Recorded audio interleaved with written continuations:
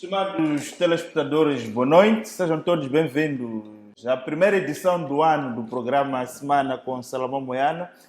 Depois de um interregno de aproximadamente um mês, cá estamos com o decano do jornalismo moçambicano, Salomão, para, com o seu olhar, analisar aquilo que são os fenômenos políticos, sociais e econômicos do nosso país. Este programa começa numa altura em que o país encontra-se mergulhado numa crise grave, na sequência das cheias que assolam especificamente a região sul do país, com maior incidência na província de Gaza. Este será, sem dúvida, o principal prato forte deste programa Semana com Salomão Moiana, uma edição que promete também fazer análise de outros temas que foram acontecendo ao longo do mês de janeiro. Portanto, será um programa mais ou menos a fazer aqui um balanço do mês, daquilo que aconteceu no nosso país, mas também temos aqui algumas novidades que ao longo deste programa iremos aqui partilhar com os nossos telespectadores, mas também internautas que nos assistem a partir de várias geografias deste mundo. Salomão, 2026, chegamos pelo menos com dois pés, estamos aqui. Conseguimos sobreviver. Atravessamos o Rubicão, como se costuma dizer. Boa noite e muito suas expectativas obrigado. para 2026, Salomão? São muito boas. Temos, aliás, temos as melhores perspectivas para o novo ano, apesar das adversidades que nos atravessaram. Eu queria começar por, tardiamente, mas fazer alguma retrospectiva de alguns acontecimentos que se deram na altura em que já estávamos em defesa, nomeadamente as mortes dos doutores, ou do senhor Alfredo Gamito, um grande amigo nosso, e da doutora Luísa Diogo, que também foi uma primeira-ministra de Fibra e uma pessoa muito afável também no relacionamento humano com as pessoas. O Alfredo Gamito era uma pessoa muito extraordinária, é uma pessoa muito interessante.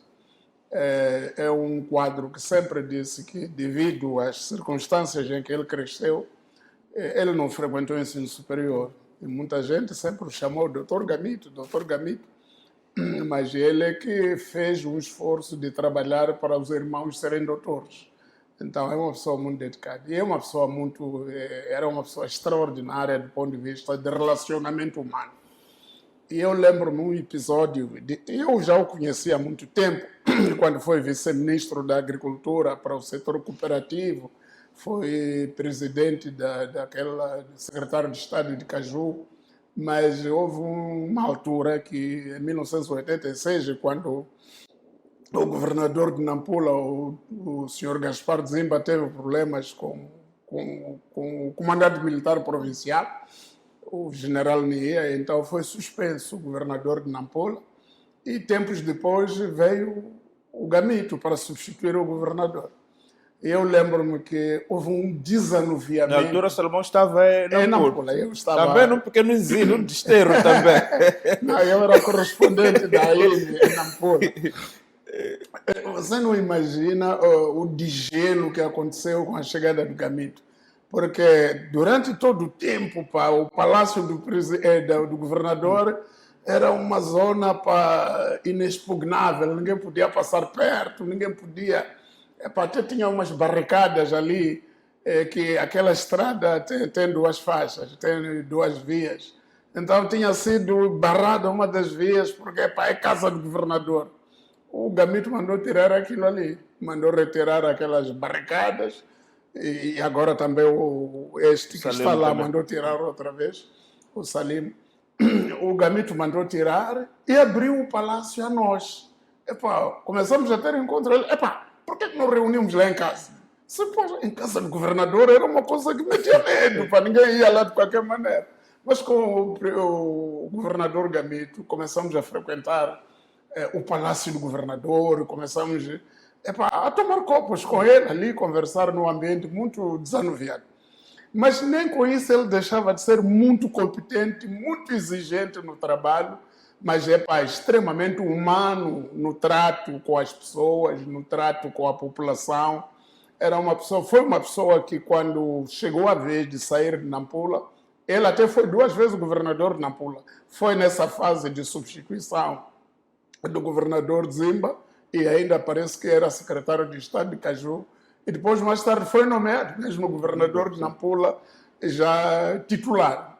E a população gostou muito dele, e mesmo quando saiu de lá foi promovido a ministro da administração estatal, o povo ainda queria que ele estivesse lá, devido à sua maneira muito humana, muito frontal, de tratar os assuntos, falando a língua local com as populações, tendo um relacionamento muito diferente do período que nós estávamos a sair dele, que era um período muito rígido, em que os governantes estavam muito distantes das pessoas. Então, apesar de dizer que estavam pelo povo. Mas sim, estavam pelo povo, mas quando falavam uma distância, povo, até assustavam o povo. Sim. Então eu queria lembrar esta grande figura. Depois, mesmo a nível da Assembleia, foi um grande senhor. Mesmo na Assembleia, como presidente da 4ª Comissão, foi um presidente muito exemplar.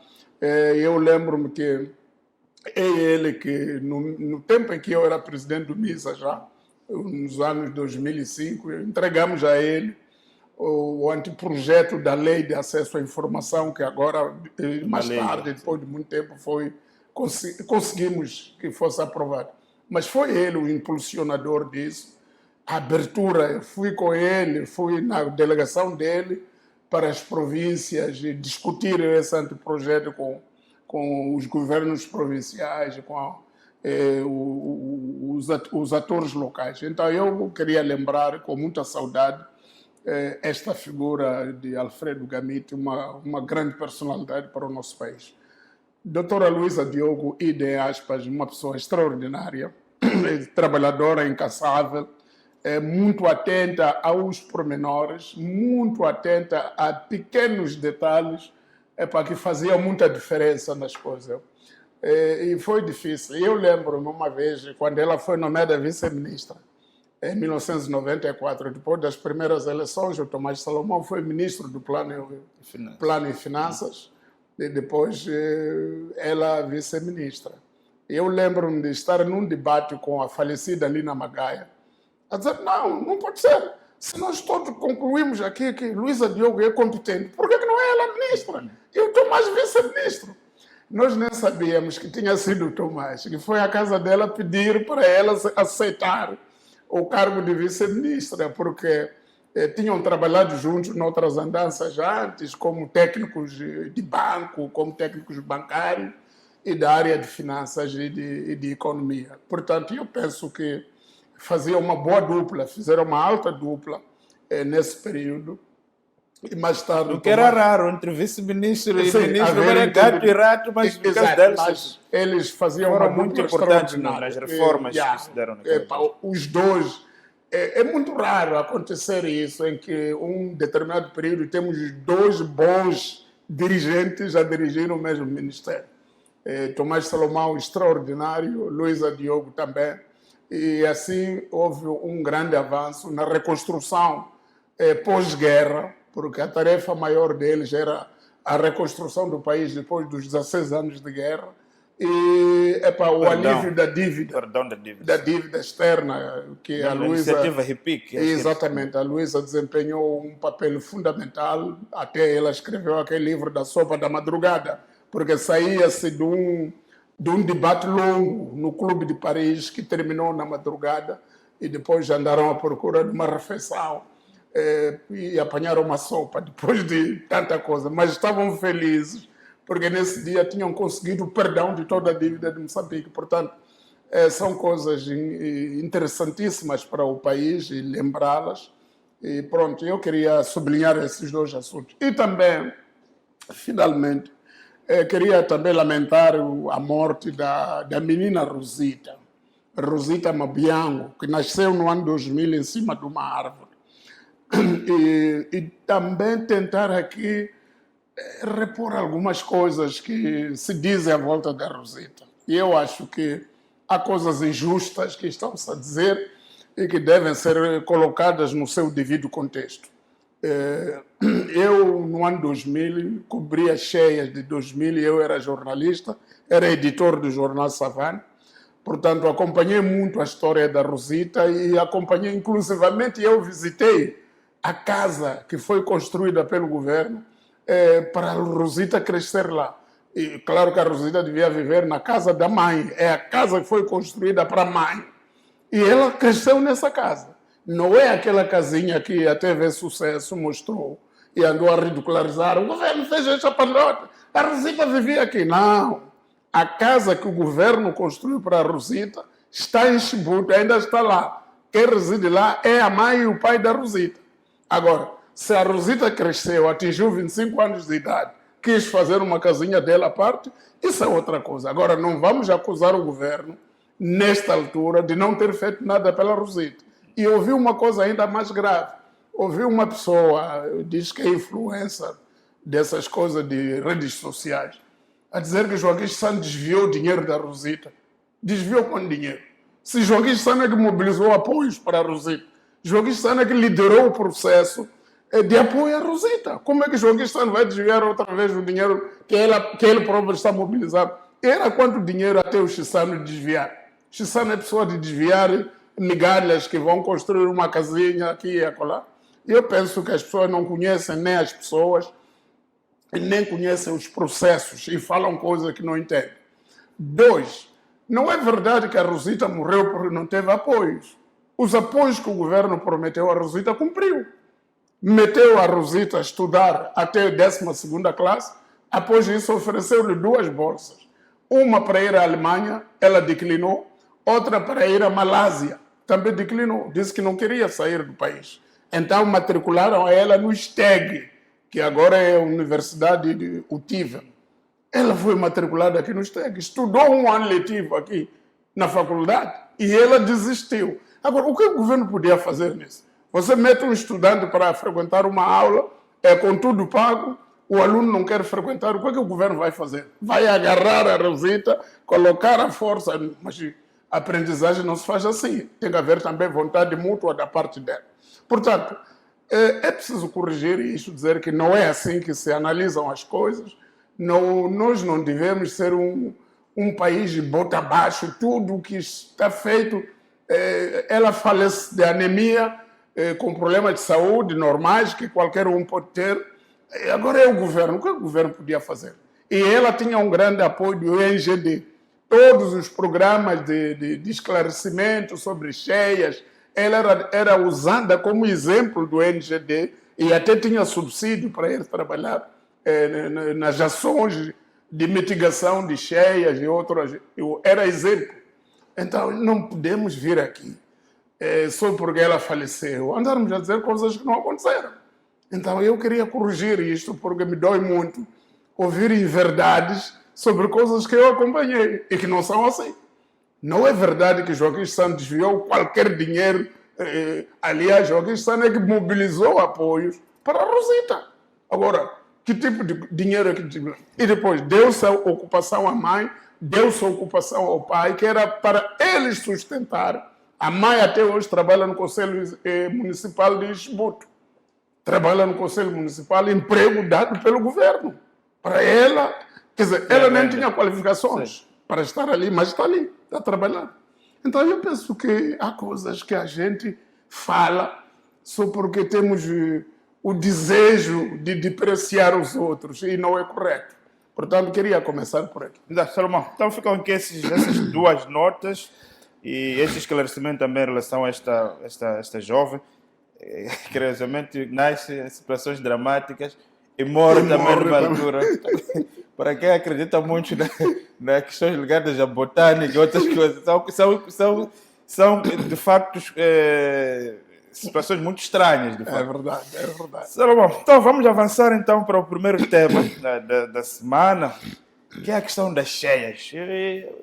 Este país está a ser fustigado por cheias, algumas jamais vistas. Alguns dizem que foram piores até as de 1977, que as pessoas têm memória, mesmo de 2000, o nível de destruição, mas acima de tudo zonas que não era suposto conhecer aquele tipo de enchentes, quer dizer, a nível da cidade de Maputo, província de Maputo, Gaza, já sabíamos mais ou menos que havia como é que, primeiro, eu quero dividir este debate, Salomão, em três perspectivas. A primeira, como é que avalia o grau de preparação do governo e do próprio NGD para esta situação? Estávamos ou não preparados? Ou esta situação estava acima daquilo que era expectável? Não, eu acho uma coisa interessante. Sim. Durante o ano de 2025, houve vários avisos, houve vários comunicados. Nós podemos censurar, provavelmente, a maneira de fazer a comunicação. Porque podemos pensar que quando o Conselho de Ministros aprova o plano de contingência para a época chuvosa, e o porta-voz vai fazer aquele briefing que faz às terças e o outro que faz às sextas, e pensarmos que é suficiente, a informação já foi dada. Eu acho que não. Eu acho que é preciso os órgãos impactados, diretamente impactados por essa informação, terem capacidade de desdobramento da informação para as comunidades. E nas comunidades haver pontos focais nas comunidades que façam a transmissão de informação. Chamadas ações antecipadas. Exato, porque, de facto, por exemplo, eu ouvi até, acho que é um dirigente de um partido político dizer, não, isso foi avisado desde agosto de 2025. Sim, normalmente em setembro, as meteorologias da região costumam reunir em Gaborone, e fazem uma previsão sazonal de como é que vai ser a época chuvosa. Então, aconteceu também em setembro de 2025. Comunicaram que este ano a época chuvosa vai ter chuvas acima do normal. A tendência das chuvas é ser acima do normal, com possibilidade de inundações e cheias em várias bacias hidrográficas.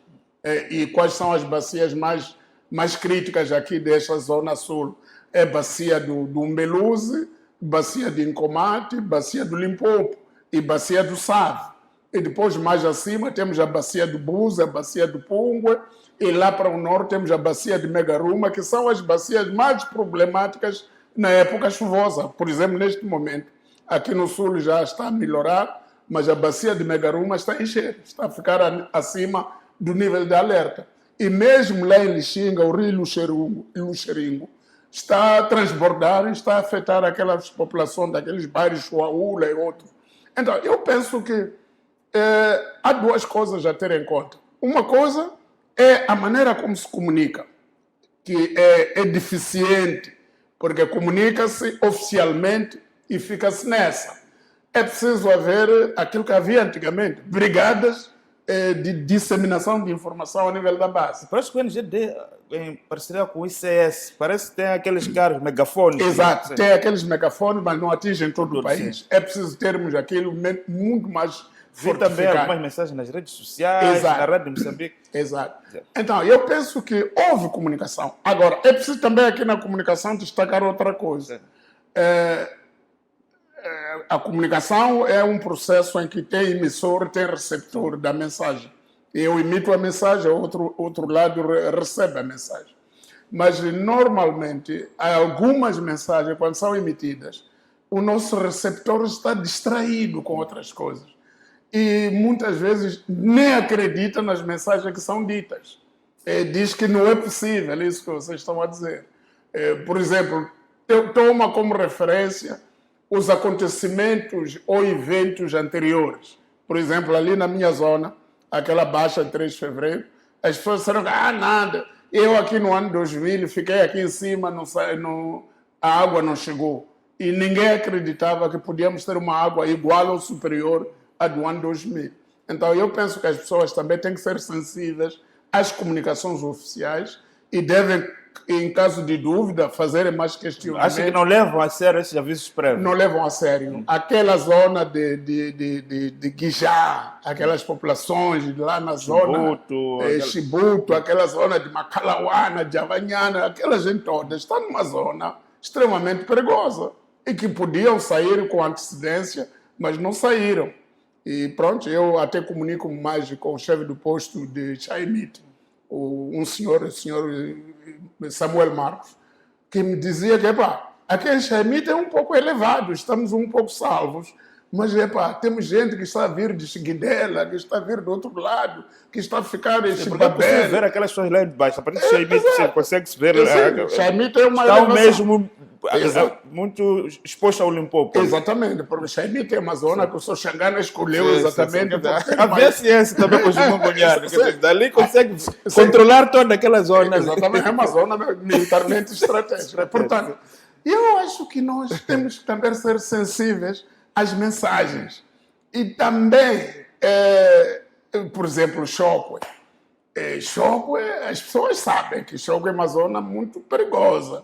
E agora fica mais perigosa devido às fraquezas e às rupturas que eu estou a notar na barragem de Massageiro. Aquela barragem é uma barragem de terra. Barragem de terra é aquela que não é de betão. Portanto, a qualquer momento, se a água começa a galgar a barragem de Massageiro, está a colocar a barragem numa vulnerabilidade tal que até pode ruir. Agora, imagina ruir a barragem de Massageiro, não haver mais controle a partir de Massageiro.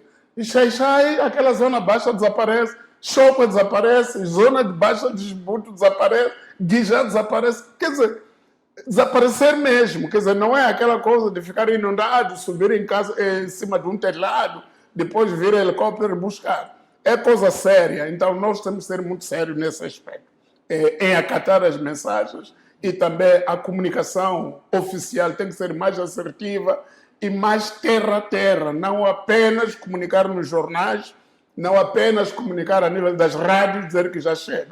É preciso formar brigadas de comunicadores locais que aqueles chamados comitês de gestão tem que ser ativados. Tem que ser ativado e tem que ter pessoas ativas na comunicação das comunidades. Agora, Salomão, já essa parte. Agora, o fato é que aconteceu esta situação. Quero me parecer que todos fomos apanhados de surpresa, pelo menos na magnitude. Exato. O governo estava ou não à altura, ou está ou não à altura, ou esteve ou não à altura para ir ao encontro, digamos assim, para esses primeiros dias, foram os primeiros dias de choque. Sim. Como é que avalia esses primeiros dias da gestão desta situação? Eu acho que nos primeiros dias, tanto o governo como toda a gente não acreditava na magnitude do fenômeno. Porque tivemos cheias no ano 2000, tivemos cheias em 2013, tivemos cheias em 2023, tivemos cheias, anualmente temos alguma cheia, até 2024 tivemos um bocado. E já tivemos cheias grandes em 1977. Aquela população, por exemplo, de Chinavana, Baixa de 3 de Fevereiro, Ilha Josina, foi evacuada em 1977 para sair daquelas zonas para as zonas altas. Em 1977 houve cheias dramáticas naquela zona. E as pessoas, algumas morreram, etc. Veja lá que a gente diz assim, que nós todos não conseguimos responder. Mas se formos a ver o número de mortes agora, como é que se diz? É muito inferior ao número de mortes de 2000.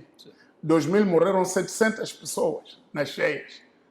Agora, nessas cheias, das estatísticas oficiais que ainda existem, ainda não chegam a 50 pessoas que morreram diretamente nas cheias. Mas morreram pessoas, morreram 40 e tal pessoas. Então, isso mostra o quê, Salomão? Isso mostra duas coisas. Que houve um trabalho anterior de organização das pessoas, que a maioria saiu das zonas baixas já há muito tempo. Agora, alguns, porque tem um cabrito lá embaixo, porque eu faço uma chamba lá, não vou sair, então alguns desses foram apanhados. E eu tenho relatos incríveis das pessoas da zona de Ilha Josina que não quiseram sair, porque... aquela zona de Guijá também. Sim, aquela zona.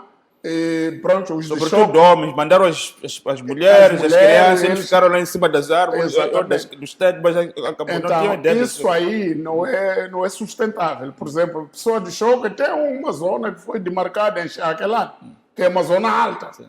Então, mas abandonaram depois da cheia de... Mas, com relação a Xaquelã, o próprio governo, em 2000, iam transferir paulatinamente a as vila sede infraestruturas de Choco para Chaquelano. e não fez. Mas nem o próprio governo. Exato, nem o próprio governo fez. Quer dizer, o governo lidera pelo exemplo. É como em Xai-Xai. Sim. Em Xai-Xai, no ano 2000, Foi dito também que ia se transferir abaixo. mas pronto, o Conselho Municipal continua na Zona Baixa, o próprio governo, governadora da província trabalha na Zona Baixa, o gabinete dela está inundado neste momento.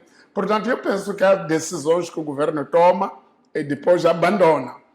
E eu acho que ouvi o presidente Chissano um dia, quando foi entrevistado sobre Chocwe, e ele disse assim uma coisa que se calhar é essa coisa que animou as pessoas a regressar.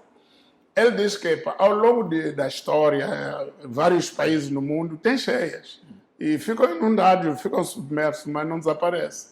E depois regressam, reativam. Assim. Agora, se calhar foi essa a motivação, mas a decisão que tinha sido tomada era que as pessoas deviam sair definitivamente das zonas baixas. Aqui no distrito da Manhissa, muitas pessoas já saíram definitivamente das zonas baixas para as zonas altas. Mas tem objetos lá embaixo que lhes fazem ainda voltar para a zona baixa. Então, eu penso que não se pode dizer que o governo estava totalmente despreparado. Agora, o que não sabia... Mas há uma crítica em relação ao NGD, dizem que não estava preparado. Qual Não, a avaliação não, que faz não, eu acho que a questão do NGD? Eu acho que a NGD estava preparado. O NGD, aliás, é a parte mais preparada do governo que havia, porque eles conheciam o fenômeno, sabiam da magnitude, tinham articulação entre a meteorologia, INGD e aquela Direção Nacional de Recursos Hídricos do Ministério de Gestão de Recursos Hídricos do Ministério das Obras Públicas. Eles têm comunicados conjuntos que andaram a divulgar ao longo do tempo. Portanto, eu penso que estavam preparados. Acha que essas críticas são injustas? Não são justas. Pessoa da própria presidente? Não. Delegados e por aí. Não, os gestores das áreas, o presidente é gestor de todo o país.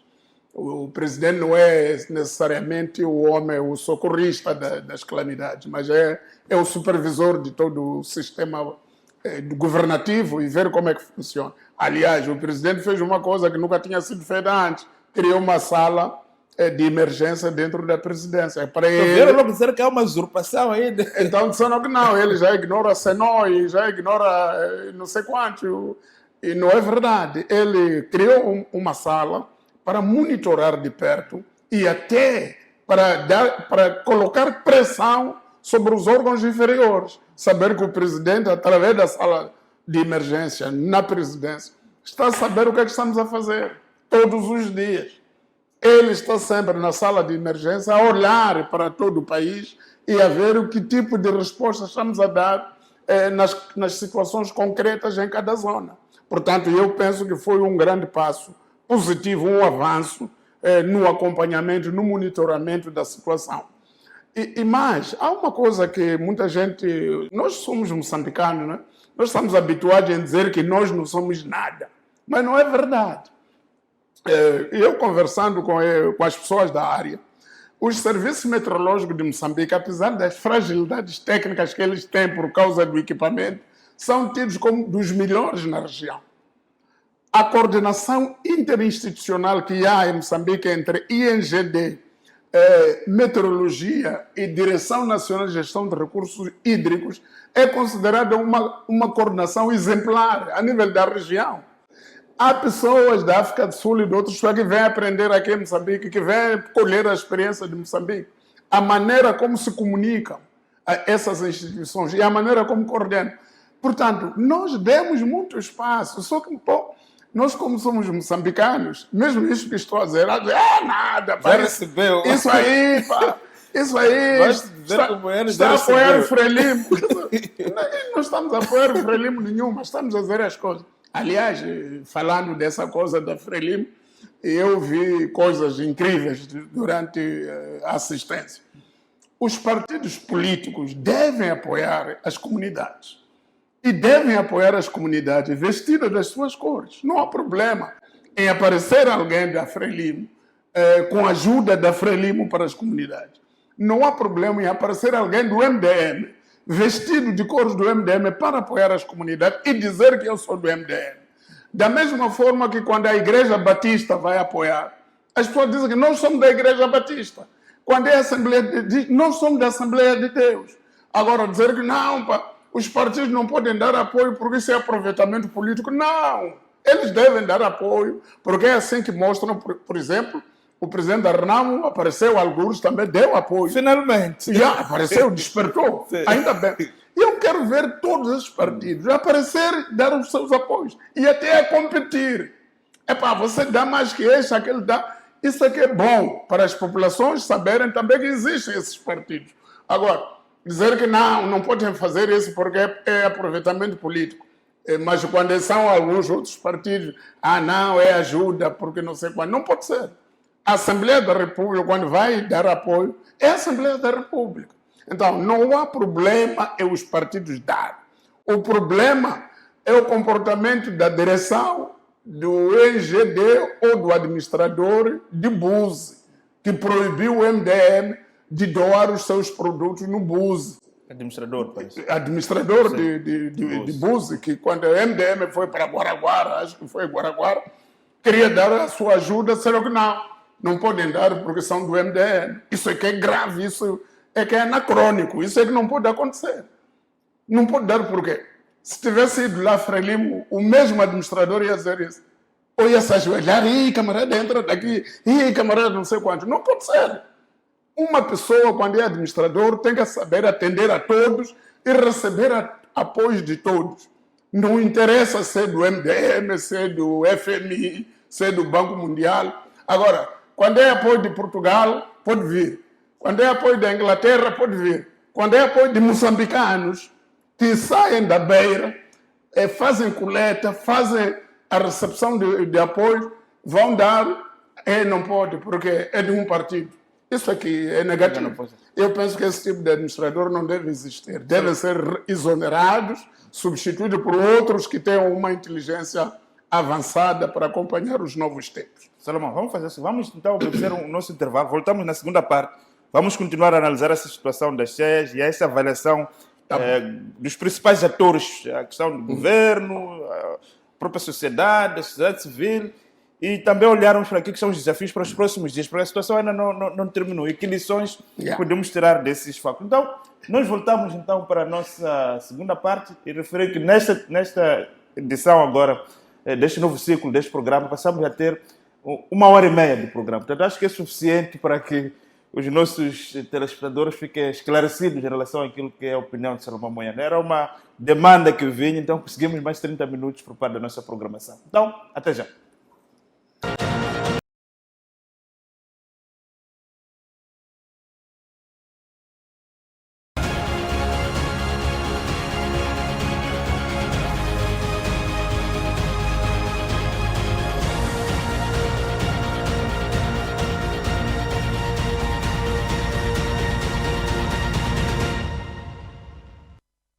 Estamos de volta então para esta segunda parte do programa Semana com Salomão Moiano. Salomão, então, na sua opinião, o governo, incluindo o próprio NGD, os parceiros, a meteorologia, a administração de recursos hídricos, na sua opinião, não falharam? Mas há quem diz que falharam. Não, é o seguinte, sempre vamos dizer que falharam porque o fenômeno tinha uma magnitude imprevisível. Ninguém tinha previsto que ia chover durante 10 dias consecutivos. Por exemplo... Aos cântaros. Sim, por exemplo, aqui na cidade de Maputo, eu esperava que houvesse cheias noutros sítios. E aqui nas cidades, esperava aqueles bairros antigos, Magoanino, que são crônicos disso. O Lene, B, não sei quanto. Mas, de repente, eu não sabia que a nossa elite que vive aqui no bairro Triunfo, Super Marés, iam sair. Também são refugiados, aqueles precisados num centro de acolhimento. Acolhimento de pessoas do bairro Triunfo, onde vive Procurador-Geral, vive Tribunal Supremo, pessoas grandes. Então saíram também. Como eles têm posses, alguns foram alugar hotéis, mas saíram dali, daquela zona. É uma zona chamada zona de elite. Agora, quem esperava que uma zona de elite podíamos ver carros a flutuar numa zona de elite? Mas vimos No bairro Triunfo, vimos em vários bairros. Então, portanto, até a situação ultrapassou a expectativa ou ultrapassou o grau de previsibilidade que havia. Porque nós sabíamos que haveria possibilidade de haver cheias devido à quantidade de chuva que estava a cair na África do Sul. E quando a chuva cai em grandes magnitudes na África do Sul, sabemos que eles soltam a chuva, abrem as barragens e a água vem, escoa-se para Moçambique. E nós somos o corredor da água para o Oceano Índico. Mas não estávamos à espera que isso seria acompanhado por mais de 10 dias de chuva aqui também. Então, isso aqui transtornou todas as previsões. E perante isso, muita gente diz que, por exemplo, há pessoas que vivem nas suas casas aqui na cidade de Maputo, nunca tiveram necessidade de abandonar a zona para irem viver num centro de acolhimento, mas desta vez tiveram que sair. E essas pessoas, quando chegam no centro de acolhimento, aquilo que falam, parece que foi o governo que lhes colocou lá onde viviam. O governo não nos olha, não nos ajuda. Quer dizer, nós temos que crescer, termos uma educação. E eu não sei por que Moçambique é dos países com milhares de igrejas, porque o comportamento das pessoas que saem na rua é cada vez mais deplorável. Como é que você vai insultar o governo por você ter construído uma casa sua, numa zona que você que escolheu, você que procurou aquela zona, instalou-se? Há uma cheia, ok. Eu peço ajuda para sair ou para fazer qualquer coisa, mas não posso pedir a ajuda como exigência. Parece que o governo tinha que me proibir de construir a minha casa onde eu escolhi. Não pode ser assim. Porque se o governo quiser fazer isso, também vamos apontar dedo ao governo, dizer que o governo é ditatorial, o governo não respeita os direitos humanos, essas coisas todas. Portanto, eu penso que nós temos que partilhar a culpa com todos, partilhar a responsabilidade de tudo o que aconteceu. E eu penso que as instituições do governo estiveram preparados, sim, para resolver, para encarar o assunto, para dar resposta. A preparação foi mais reativa do que preventiva. Quer dizer, antes só sabíamos, havia informação, mas os passos dados verificaram-se mais durante o acontecimento real. Portanto, eu penso que...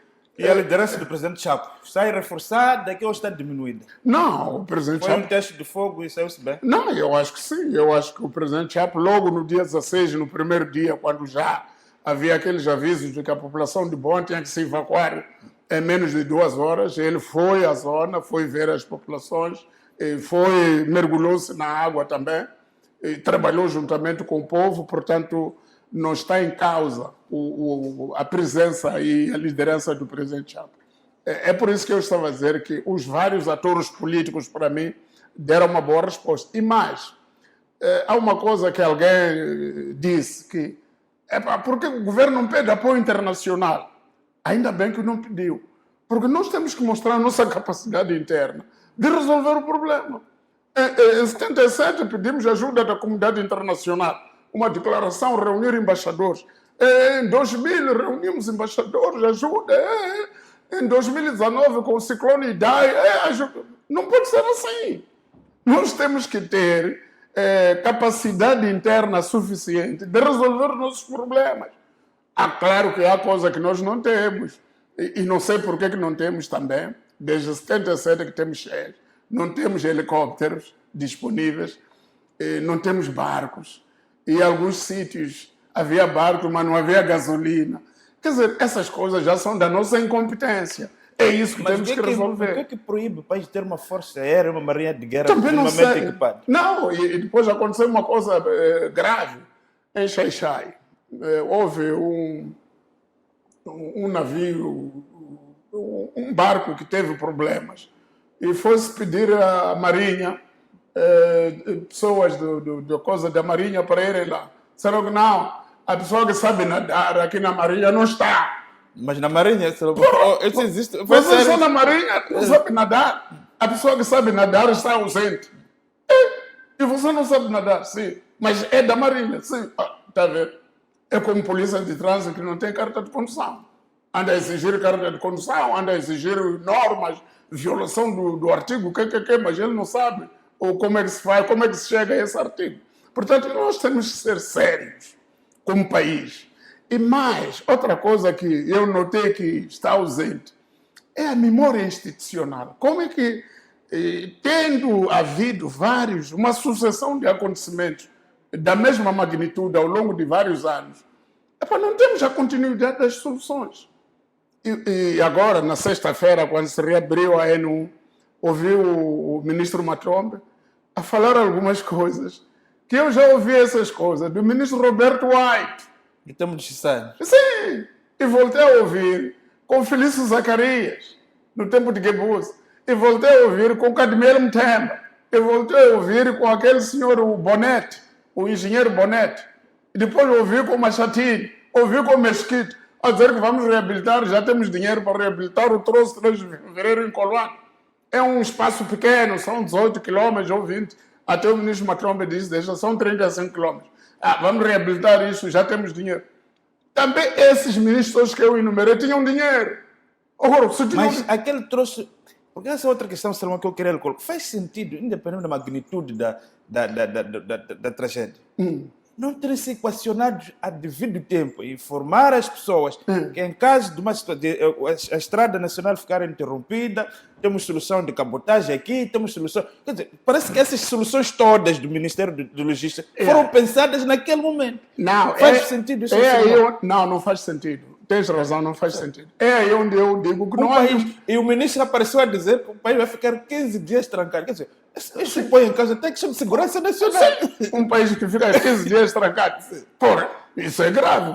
Quer dizer que o país pode ser invadido daquela parte do norte até... Ou daqui. Até 3 de fevereiro. fevereiro. Temos como mobilizar os nossos melhores efetivos, está em Cabo Delgado, por aí. Então, eu fiquei assustado. Isso assusta. E mais, o ministro Matombwe falou de uma via alternativa, entrar de Moamba, aquela via alternativa também já foi estudada. Até o Cipriano Mutota, quando foi julgado ali, disse que conheceu um estrangeiro sul-africano quando estava a fazer a pesquisa da via Moamba, Magude, Motasse, até Chokwe, que é uma via alternativa à ANU. Essa é uma coisa antiga, mas como quando cada grupo sai do poder, leva as pastas, um novo grupo chega, tem que inventar suas coisas. E essa via alternativa que o ministro Matombwe está a apontar, não é alternativa a esta N1 em tempo de cheias. É alternativa a N1 em tempo seco. Porque em tempo de cheia, a cheia vem de lá onde ele sai. Toma tope, aquela zona é possível. Ele quer apontar uma zona que é a fonte da cheia, como alternativa à zona mais segura. Portanto, há coisas que são ditas... Quero parecer que, pelo menos no setor dos transportes, houve muito improviso desta vez. Não, houve improviso porque o pessoal que está ali não tem memória institucional, não sabe o que foi pensado antes. Não há transmissão correta de pasta neste país.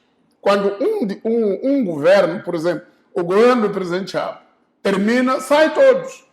E quando sai, se calhar cada um sai com as suas... Os secretários permanentes eram justamente essas pessoas que iam garantir a memória institucional. Não são, porque também os secretários permanentes em Moçambique são indicados politicamente. Não é um funcionário sênior do ministério. Eu já fez carreira no ministério. Não é isso. É uma pessoa que aquele é bom, temos confiança, pronto. Cada um escolhe, cada ministro escolhe o seu secretário permanente.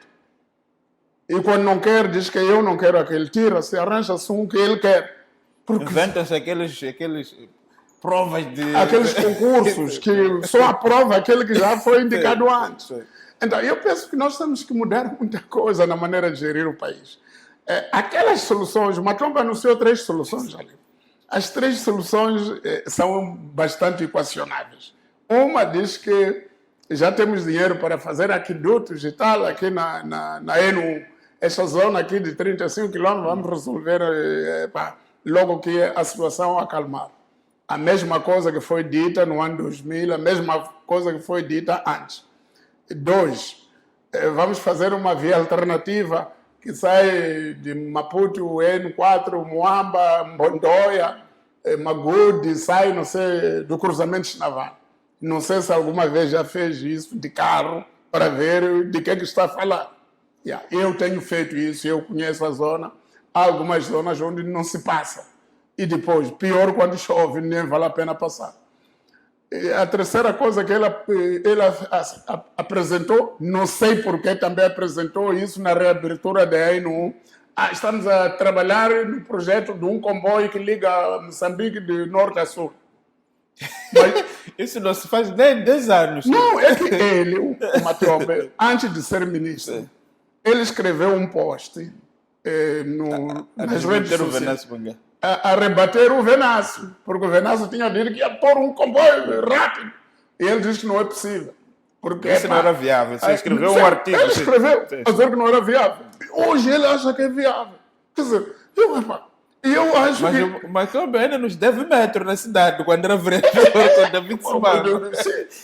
Eu acho que há coisas que nós não devemos dizer. Devemos nos concentrar. A tarefa dele, na sexta-feira, era a reabertura da ENU. Era chegar, ENU está aqui, essa solução que temos daqueles declives todos é provisória.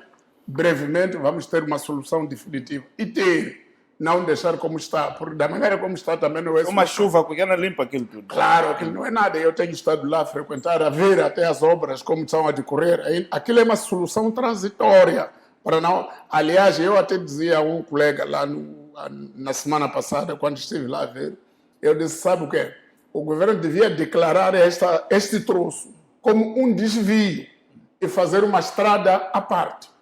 Uma estrada com uma cota maior. Uma ponte, até uma ponte. Com várias pontes ou uma ponte de ponta a ponta.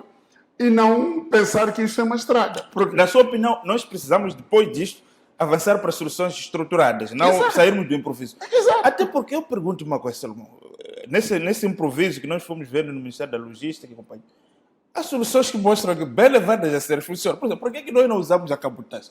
Provamos até com aquele barco pequeno que levou mercadoria até Xongué. É possível usar quando chegou em Xongué. Tem a grua, tem que usar grua. Mas chegou. Chegou. O barco chegou. Por que razão todos os governos insistem? Todos vamos desta vez vamos operacionalizar a cabotagem. Não acontece. Ninguém operaciona. Desta vez vamos o transporte integrado que envolve também o caminho de ferro. Depois não acontece. Mas são soluções que bem pensadas. Não, eu uma vez levei um especialista em cabotagem para conversar com o saudoso Fernando Faustino, como uma maneira de ele marcar audiência para encontrar-se com as pessoas que decidem sobre a cabotagem. Porque há uma mentira sempre sobre cabotagem, mas não há ninguém em Moçambique que está a trabalhar na cabotagem. Mas porque o lobby do transporte terrestre sufoca essas iniciativas? Não sei o que está a emperrar, mas eu levei um especialista, um moçambicano, que trabalhou nessa navio, essas coisas todas, que tem dossiê sobre cabotagem e tem dossiê sobre como foi sabotada a cabotagem em Moçambique. Então, levei, ele foi mostrar e nós pedimos para ele marcar audiência com os superiores, ele já era membro da Comissão Política da Frelimo, para ver se... Porque essa é outra coisa, para chegar a esses dirigentes tem que ser essas vias. Claro. Por via normal também não se chega lá. Não, quando vai pela via normal, pensa você quer pedir ajuda. Então não recebe. Então, mas eu penso que o país não tem memória institucional. Esta gestão atabalhoada que estamos a ver, do Matlomba e tal, mostra claramente que estamos a improvisar as coisas. E não devemos improvisar um país. Este país precisa de soluções duradouras, soluções pensadas e mastigadas com calma e com profundidade. Não pode, essas soluções, quando ouço essas coisas que vamos Muamba, a zona mais inundada do país, é onde nós vamos para fazer alternativa a uma zona alta que é esta. Portanto, nós não podemos ser assim. Temos que ter capacidade de pensar o país com calma, não só pensar o país a partir de Maputo para Gaza e tal. Temos que pensar o país a partir de Lixinga para cá, a partir do norte, em Metangula. As cheias, as inundações, existem inundações em Metangula, em Maua, há problemas. Como resolver esses problemas a partir de lá, a partir da bacia do Messalo e bacia hidrográfica de Megaruma? Como é que ficam essas coisas? Então, termos soluções execuíveis. Agora, por exemplo, segundo as pessoas que eu tenho em Cabo Delgado, estavam a dizer que já é difícil a transitabilidade entre Mekufi e Chuhuri e também entre Pemba e Anquabe, por causa do nível das águas da bacia hidrográfica de Megaruma. Então, nós não podemos olhar o país a partir só da janela da minha casa. Não, o país é maior do que nós. E temos que ter capacidade de entender o país na globalidade, trabalhando com vários stakeholders a nível nacional. Vários quadros foram relegados ao terceiro plano que conhecem estradas, que conhecem o problema. Um sinalzinho que eu vi, quando a ANI queria comunicar que houve corte em Maocha-Omo, ali na Manhissa, a quilometragem que a ANI escreveu no comunicado não é verdadeira. Quer dizer, a ANI colocou Maocha-Omo como se estivesse em Chinavana ou Macia, no comunicado oficial. Eu suponho, mas essa pessoa que escreveu já conseguiu medir a N1 da Ponta do Ouro ou da fronteira da Ponta do Ouro até ali para ver quantos quilômetros são. Quer dizer, nós até falhamos em coisas pequeninas, coisas de comunicado. Então não pode. Nós temos que ser mais sérios, mais organizados e mais serenos. E o país não se pode gerir a correr. Não, o país não pode ser um projeto. O país não é um projeto. O país é um programa nacional de desenvolvimento.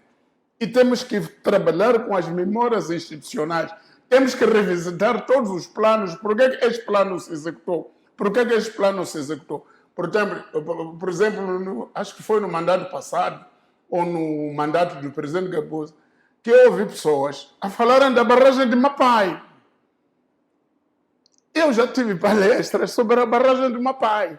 Era o que barragem de Mapai? E eu perguntei se tinham dimensão disso. Não, encomendamos estudos. Barragem de Mapai. Barragem de Mapai é uma coisa muito séria. Essa enchente que temos no Limpopo, se tivéssemos a barragem de Mapai, não tínhamos. Tínhamos isso controlado. Mas ninguém pensa coisas... Basta passar essa chuva aqui. Ninguém mais vai falar de barragem de Mapai. Mesmo a reabilitação da barragem de Macaretana, que as comportas rebentaram, foram com a água. Se calhar ninguém vai reabilitar aquilo a curto prazo. Aquela barragem foi reabilitada há pouco tempo. Macaretana está ali no choque.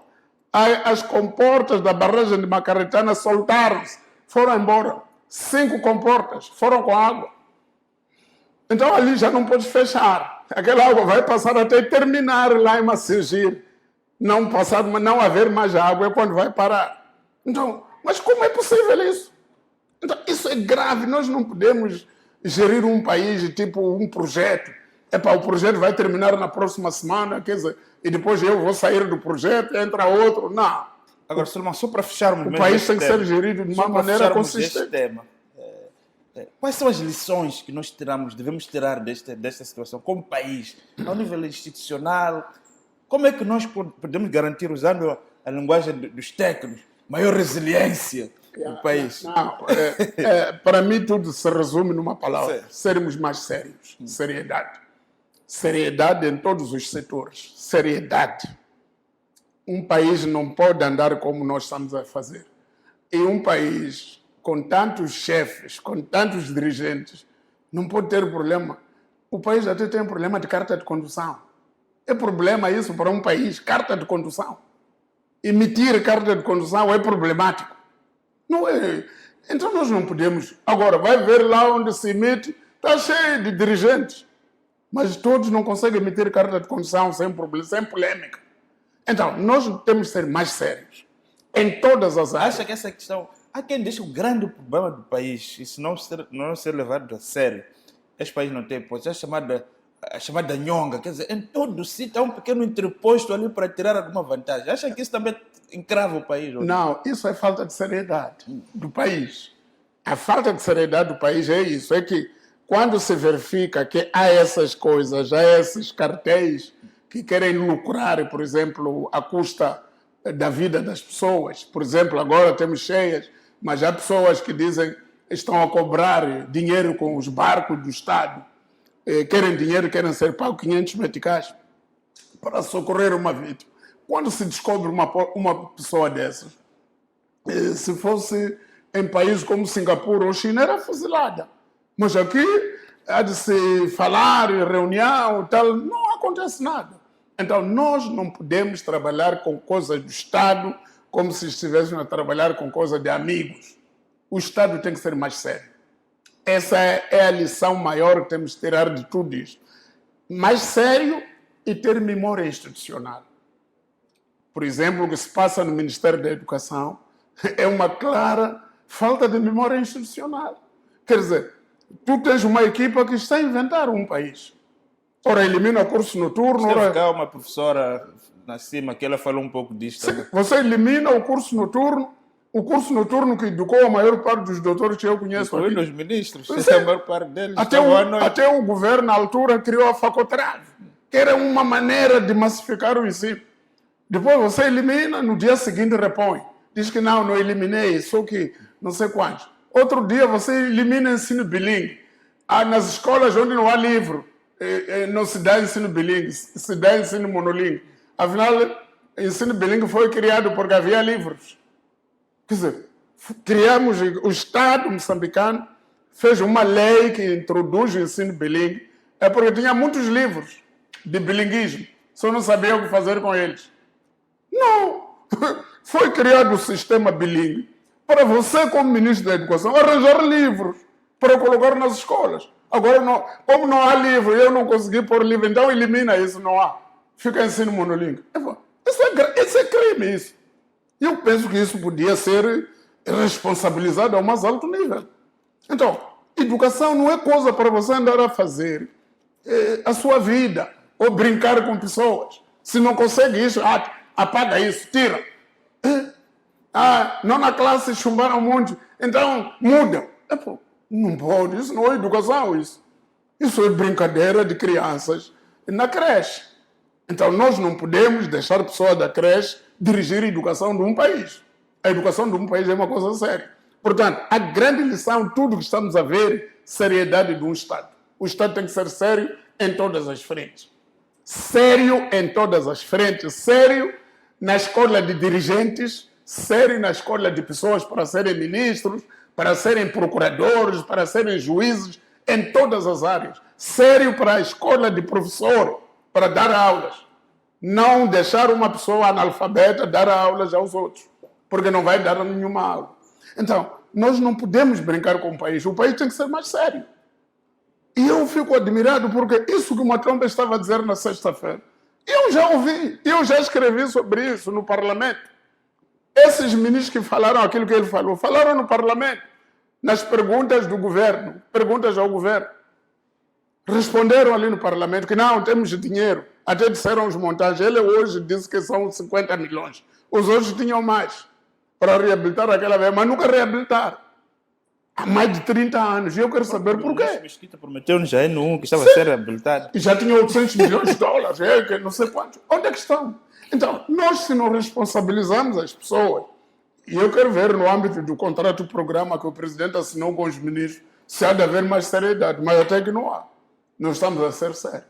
Então, essa é a grande lição, falta de seriedade. Exato. Salomão, nós vamos continuar a monitorar este tema, certamente que a próxima semana continuaremos aqui a fazer esta avaliação dos pelouros, com maior incidência, obviamente, para o governo, que tem uma task force que reforça o próprio NGD, também vamos continuar a ver isto aqui. Portanto, é um tema que não se esgota, mas sendo o primeiro programa do ano, era importante nós dedicarmos muito espaço para este programa. Então, nós vamos obedecer o nosso segundo intervalo, voltamos na terceira parte, onde Salomão Moiana vai inaugurar aqui uma nova rubrica que tem que ver com a resposta a algumas questões que os internautas vão deixando ao longo da semana nas nossas redes sociais. Vamos selecionar as principais questões e o Salomão Moiana vai responder a essas mesmas questões. Então, não sei daí, voltamos. Até já.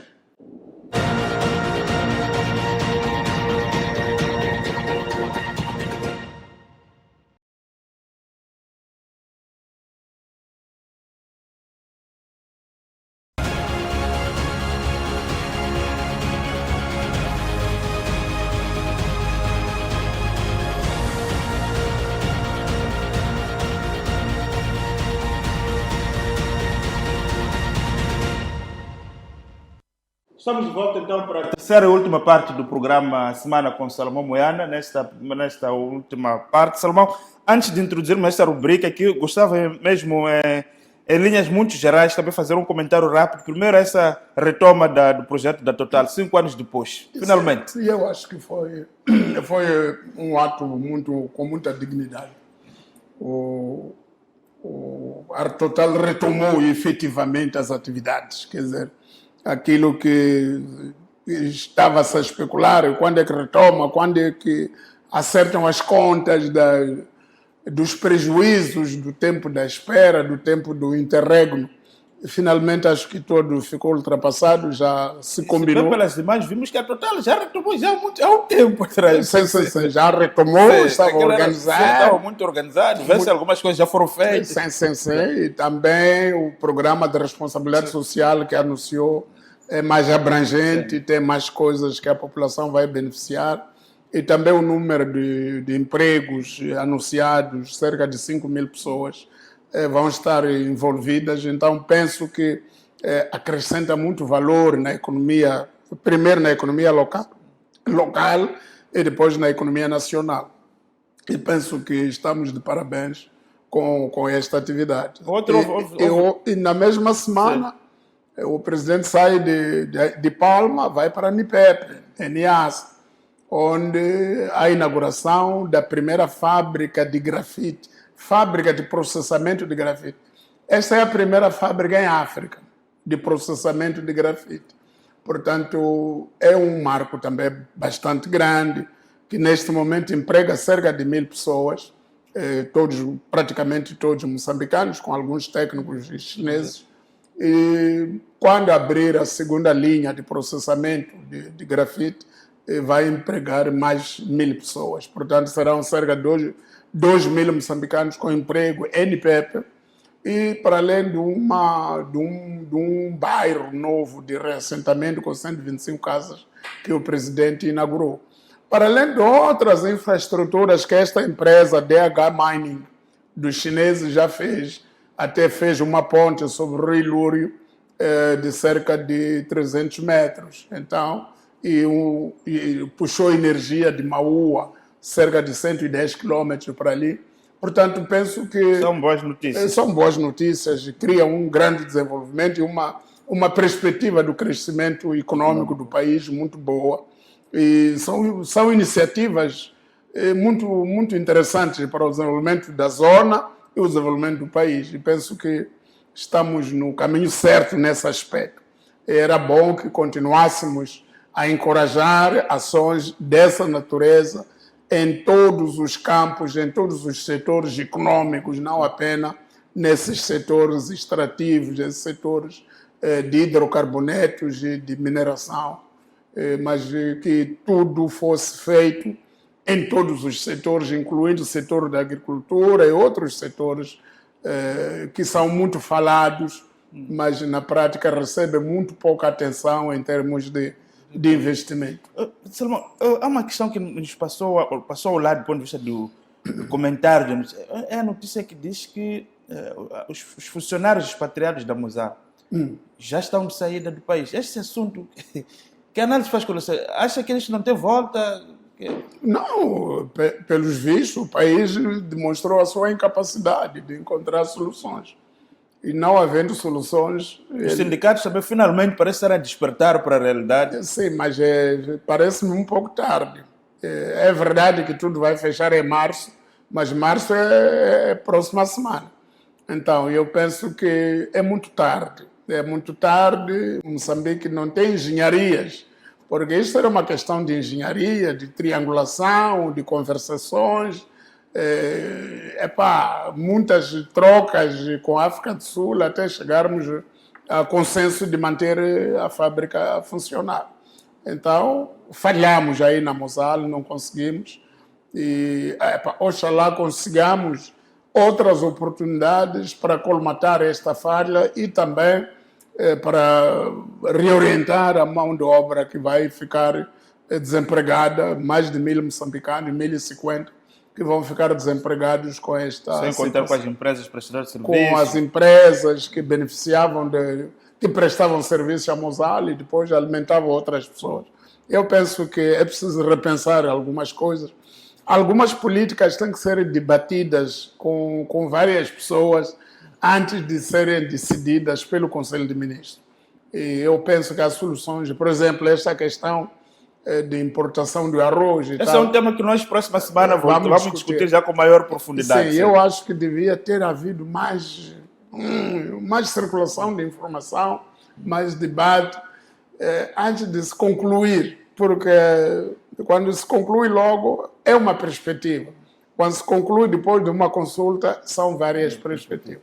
Exato. Então vamos, neste momento, portanto, essa situação do arroz e do trigo, próxima semana será um dos nossos principais pontos, porque de fato há muitas informações, outros que apontam para uma perspectiva alegadamente patriótica, mas outros que apresentam dados que isto é mesmo crime organizado. Então acho que será melhor Salomão também juntar os dados que puder para nós percebermos o que é que realmente está a acontecer. Porque estamos a falar dos principais alimentos do povo moçambicano, que é o arroz e o pão, que é o trigo. Exatamente. É uma questão muito séria. Então, para a semana, nós vamos discutir e percebermos mais ou menos, com base em informação que tem estado aqui a circular, os e-mails, e por aí para percebermos também. Então, fica essa promessa próxima semana. Então, vamos neste momento, então, para a rubrica sobre as respostas que o Salomão fará em relação às perguntas dos nossos internautas, mas também dos nossos telespectadores.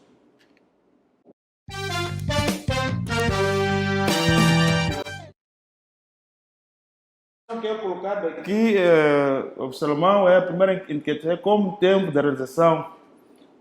Isso já resolvemos. Portanto, já temos 1h30, Salomão. Portanto, outro também que coloca a pessoa é o Alecaia Tamel. O Salomão acha justo que o Antônio Carlos Rosário, sendo o quadro sênior do CISI, andar a prestar grandes entrevistas nos jornais de forma bombástica, como fez no Semanário de Moçambique. Então, que impressão ficou com essa grande entrevista que mereceu 2 edições? Não, há 2 coisas aqui. Ele não revelou segredos do Estado, ele exprimiu o seu sentimento.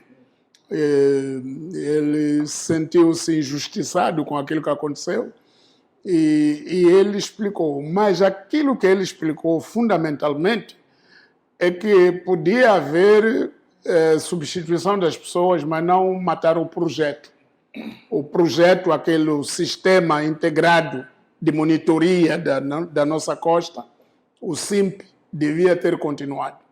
E que isso permite a entrada dos insurgentes, temos uma costa totalmente desprotegida. Eu penso que ele devia ter dito o que disse, e não disse coisas estranhas que ninguém soubesse. Ele não revelou nenhum segredo do Estado, ele disse aquilo. E mais, até há pessoas que perguntaram por que os barcos da Ematum que estão aqui no porto de Maputo não foram usados para socorrer as vítimas das cheias. É porque já estão enferrujados. Já estão ali enferrujados. Agora a gente pergunta... E aqueles outros barcos, navios que andaram... Não tem nada. Nós temos tudo no papel, mas na realidade não temos. Aqueles barcos, você não é capaz de conduzir nenhum deles até Xai-Xai. Mas estão aí. Agora, você investe $2 bilhões para ter barcos a enferrujar. Então, é aí onde a gente diz que nós temos que ser sérios como país. Portanto, acha que foi um contributo positivo? Eu acho que sim, acho que foi um contributo necessário.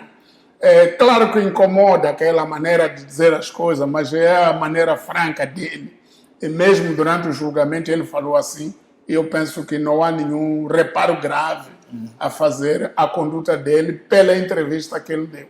Exato. Então vamos avançar para a segunda questão. Acho que é o senhor Jaizi Monteiro. Acho que é isso. Sim. Quero saber do Salomão qual é a opinião do Salomão acerca da limitação de colocar cidadãos comuns, ou seja, a ideia da Assembleia ser mais aberta. Acho que é isso. Do ponto de vista de maior interação com os cidadãos. Como é que olha para a relação cidadão-Assembleia da República? As pessoas, esse Parlamento nos representa mesmo? Bom, devia representá-los. É o seguinte, a Assembleia da República é um órgão de representação das pessoas. Por excelência. Por excelência. Quer dizer, a tarefa primordial da Assembleia, por que elegemos a Assembleia? É porque antigamente havia aquilo que se chamava de democracia direta, em que quando houvesse um problema na comunidade, chamava-se toda a comunidade e as soluções saíam dali. Lá, na antiga Grécia, etc., era assim que se resolviam os problemas. A democracia era direta. Evoluiu-se para uma fase em que as populações foram crescendo e viu-se que não era execuível juntar toda a comunidade. Por exemplo, Moçambique tem 11 províncias, tem 10 províncias, mas a cidade de Maputo tem estatuto de província. Não é execuível juntar todos os habitantes para resolver um problema. Então, optou-se por aquilo que se chama democracia representativa. Escolher representantes para irem sentar na Assembleia para resolver os nossos problemas. E quando resolverem, voltarem para reportar a nós. Agora, isso aqui é o ideal. Agora, o que é que está a acontecer? Se há uma disfunção, os nossos representantes não nos representam, então temos que encontrar um sistema que seja melhor, mas este foi concebido para representar pessoas. Exato. Vamos avançar então para a terceira questão, que é colocada também, a questão da omissão, na verdade, da Assembleia da República em relação aos grandes temas, grandes deputados. Se formos a ver na Europa, Portugal, que é onde nós nos esperamos mais, esses escândalos que acontecem aqui em Moçambique, mesmo esse assunto do tal arroz que se fala aqui, já era um motivo de um debate acalorado na Assembleia da República, mas aqui não, praticamente... Isso é a competência dos deputados. Os deputados... Há que surgiu aqui, o Evandro, apareceu, todo mundo subiu em cima de... Mas eu estava a fazer um trabalho de fiscalização. Não, é que ele fez uma coisa que os outros não fazem. Então, isso já é a competência dos deputados, porque quem leva os temas a debate na Assembleia, por exemplo, portuguesa, francesa, etc., são os deputados. Então, é preocupação dos deputados. Mas para você levar assuntos a debate na Assembleia, você tem que estudar os dossiês, tem que estudar os assuntos. Não é só chegar, levantar e falar. Então, os nossos deputados, muitos deles não estudam os assuntos, muitos deles estão lá porque representam os partidos deles e não representam realmente o povo. Porque a nossa maneira de eleger pessoas é por listas partidárias. É um cabaz. Exatamente. Vê nesta lista, se você gosta de um partido X, é a de eleger tudo aquilo que o partido colocou lá dentro do saco, independentemente de você gostar de cada um deles. Portanto, é nesse sentido que nós não estamos a conseguir a verdadeira representatividade do povo a nível pelos deputados. Exato. Vamos avançar então para a última questão que é colocada, é a questão do endividamento, na verdade. A questão, por que razão os moçambicanos não estão informados? De fato, há um problema muito sério de transparência com relação ao endividamento público. Como é que nós podemos fazer para que o país, de fato, haja maior transparência em relação a essa questão? Bom, há duas vias. Quando começa um novo ciclo, vimos os ministros, os presidentes, encontrei cofres vazios. Cofres vazios, mas como é que saímos desse debate dos cofres vazios? Aí há duas coisas. Uma parte é o próprio executivo que tem que avançar com iniciativa de maior abertura e transparência para dar informação sobre o endividamento. A outra oportunidade é que os deputados, em cada uma das sessões, têm não sei quantas vezes a ida dos ministros. Os ministros vão ao Parlamento. Então, é a ocasião apropriada para os deputados perguntar aos ministros sobre o endividamento público do país. Público, interno e externo. Qual é o montante da dívida externa do país? Qual é o montante da dívida interna? E qual é a perspectiva do pagamento dessas dívidas? E como é que o governo... E quanto é que o governo gasta mensalmente ou anualmente, ou de 3 em 3 meses, com o serviço da dívida? Quem deve perguntar isso é a Assembleia. A Assembleia tem que questionar. O governo podia tomar a iniciativa de periodicamente emitir boletins informativos para dar a conhecer a posição da dívida externa, a posição da dívida interna do país. Não fazendo, temos a Assembleia para apertar o governo, mas a nossa Assembleia não consegue apertar. Exato. Então ficam aqui essas questões que Salomão aqui respondeu. Então esta foi a estreia desta nossa rubrica Salomão Responde. Então, ao longo da semana, os nossos internautas estão convidados a colocar as suas questões. A nossa produção vai filtrar, obviamente, as questões, vai sistematizar e, num espaço como este, o Salomão vai responder. Esta é uma forma também de ligarmos, de conectarmos, fazendo jus ao nosso lema de conectar o mundo, conectar também o Salomão aos seus internautas, aos seus telespectadores. E mais, uma vez por mês, ou cada 2 em 2 meses, vamos sortear aqui um telespectador ou internauta para estar aqui nesta mesa também, diretamente a debater com o Salomão. Então vamos criar aqui um espaço de debate com cidadãos comuns, para também fazer ouvir a sua voz e discutir com o Salomão em relação àquilo que são os temas que acham que são importantes para serem debatidos neste programa. Então ficam aqui essas novidades e esta foi mesmo a rúbrica Salomão Responde.